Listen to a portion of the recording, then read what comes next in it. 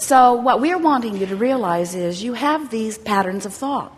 And law of attraction is helping you to sustain the pattern of thought that you have. A belief is just a thought you keep thinking. And so early on in your experience, by your exposure to life, you began developing some patterns of thought. Sometimes they were carefully taught to you by others. Sometimes it came because of something that you observed and then talked about and then remembered and then attracted again and then talked about it and then remembered and then attracted again. In other words, life is very interesting here, isn't it? Because you can't talk about anything for very long before it begins to replicate itself in your life experience. And it's what makes you develop your patterns of what you call truths. You say, at first I wasn't sure, and then I pondered it for a while. And once I gave it my attention, I began seeing evidence of it everywhere. And now I believe it, and now that I believe it, it's manifesting in my experience. And we say, that's really wonderful, isn't it, if it's stuff you want? But if you are repeating patterns of thought about things you do not want, and in your environment, oh, you are very, very good at that. You have this sort of mass consciousness theory that goes like this. If we don't beat the drum of our history, we are sure to repeat it again. And we say, the contrary is true. The more you beat the drum of anything, the more you activate it in your vibration. The more it is activated in your vibration, then the more law of attraction is matching you up with things like it. And the more law of attraction is matching you up with things like it, the more you observe it. And the more you observe it, the more you talk about it. The more you talk about it and observe it, the more you beat the drum of it or offer the vibration of it. The more you offer the vibration of it, the more law of attraction matches you up with it. The more law of attraction matches you up with it, the more you're living it, the more you're talking about it, the more you're beating the drum of it, the more you're offering the vibration of it. The more you're offering the vibration of it, the more the law of attraction lines you up with it. The more law of attraction lines you up with it, the more you notice it. The more you notice it, the more you talk about it. The more you talk about it, the more you offer it vibrationally. The more you offer it vibrationally, the more law of attraction lines you up with it. The more law of attraction line. We could go on.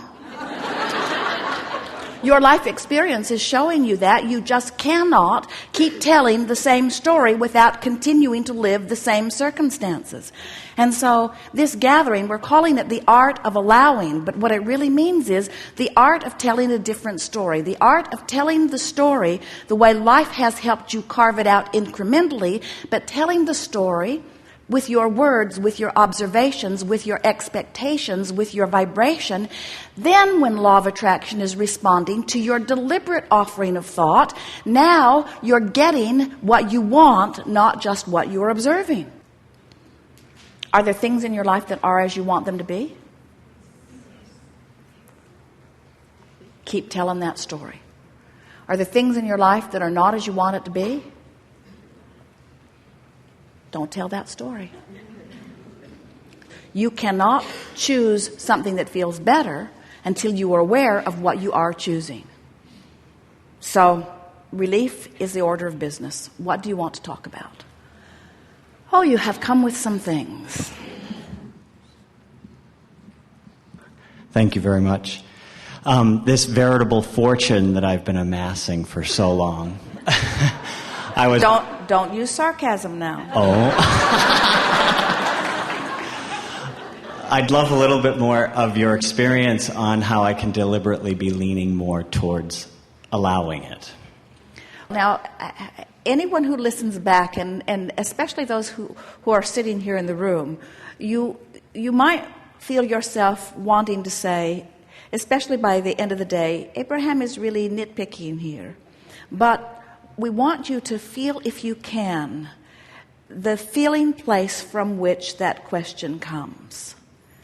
In other words, this veritable fortune, and we sensed a sort of mocking tone. Where's my stuff? If law of attraction is as you say, and I've been amassing this fortune, then where is it and how can I get to it? And we want you to just feel for a moment what is the dominant vibration within that sentiment that you offered?